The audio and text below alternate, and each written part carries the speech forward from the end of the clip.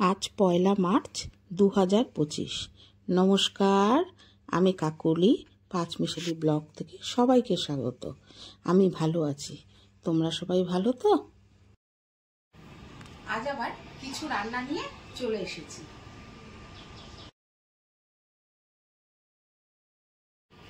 আজ রান্না করব উচ্ছে পেঁয়াজ ভাজা, সাথে থাকবে ইঁচড় চিংড়ি আর থাকবে মটন কারি। কি কি তাহলে নিয়ে চলে এসেছি? ইঁচড়, উচ্ছে, আলু আর টমেটো, লঙ্কা। দেখো, আর মশলাতে কি নিয়ে চলে এসেছি? ধনে, নুন, লঙ্কার গুঁড়ো, হলুদের গুঁড়ো, জিরে, তেজপাতা, লঙ্কা আর গরম মশলা। সাথে থাকবে চিংড়ি মাটন। যারা আমাকে ফুলের ভালোবাসা দিয়েছো তাদের অনেক ধন্যবাদ।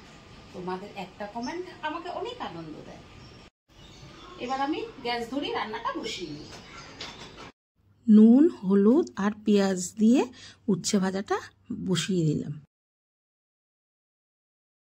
পেঁয়াজ ভাজা হয়ে গেছে।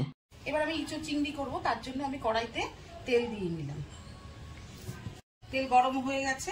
এবার আমি প্রথম চিংড়ি মাছগুলো ভেজে নিলাম।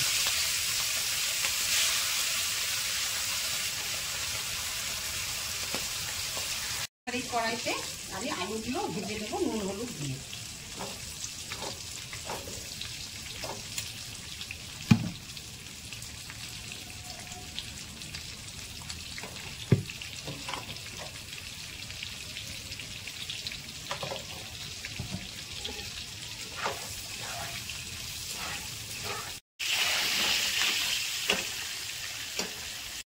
এবার এই তেলের মধ্যে দিয়ে দেবো তেজপাতা আর গোটা গরম মশলা। দেখো, ফোড়ন দেওয়া হয়ে গেছে। এইবার এক এক করে সব মশলাগুলো দেব হচ্ছে আদা, রসুন, লঙ্কা, জিরে ধনে বাটা, টমেটো, নুন, হলুদ আর একটুখানি কাশ্মীরি লঙ্কা দিয়ে এটাকে ভালো করে কষতে হবে। গ্যাসটা সিমে করে দিয়ে এবার কষা। একটা কথা তো বলতে ভুলেই গেলাম, জানো তো, এই রান্নাটা আমার বর কিন্তু খেতে ভীষণ ভালোবাসে। মশলা আমার কষে গেছে। এবার এর মধ্যে দেব হচ্ছে নুন হলুদ দিয়ে সিদ্ধ করা ইঁচড়, চিংড়ি মাছ আর আলু দিয়ে আবার 5 মিনিট একটু কষিয়ে নেব।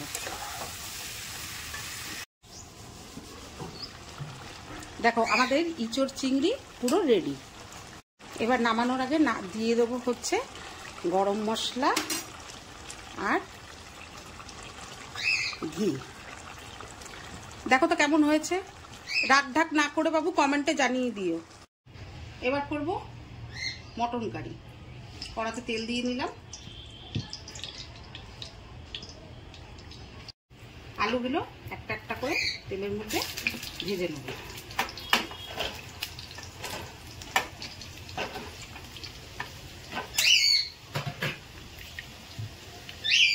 দিয়ে নিলাম হলুদ,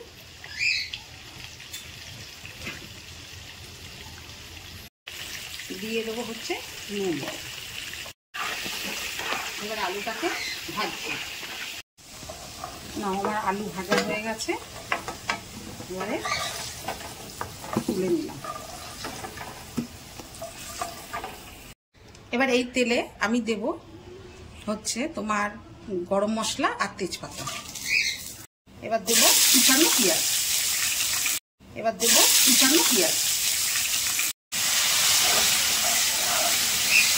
দেখো, পেঁয়াজগুলো আমার ব্রাউন কালার হয়ে গেছে।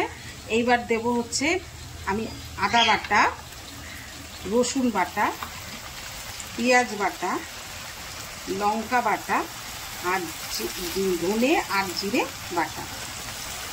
মশলাটা দেখো 10 মিনিট হয়েছে, কষে গেছে। এইবারে আমি মটনগুলো এর মধ্যে দিয়ে আরও 5 মিনিট কষিয়ে নেব।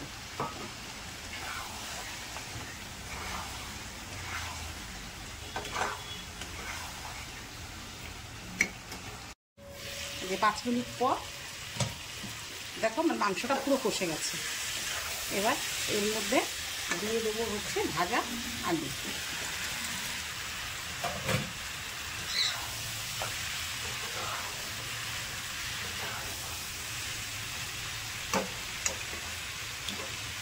এবার দিয়ে দেবো হচ্ছে পরিমাণ মতো জল।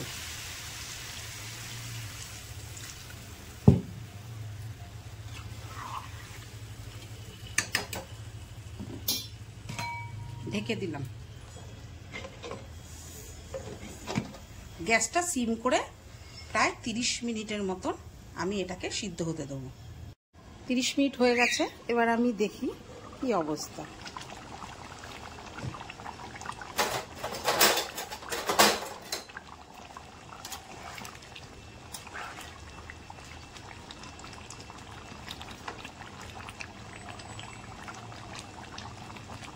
এই যে একদম সিদ্ধ হয়ে গেছে। এবার এতে আমি দেব হচ্ছে এই যে গরম মশলা গুঁড়ো।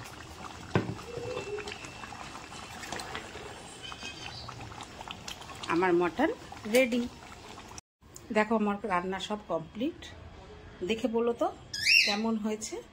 বড়দের জন্য রইলো আমার শ্রদ্ধা, আর ছোটদের জন্য রইলো অনেক অনেক ভালোবাসা।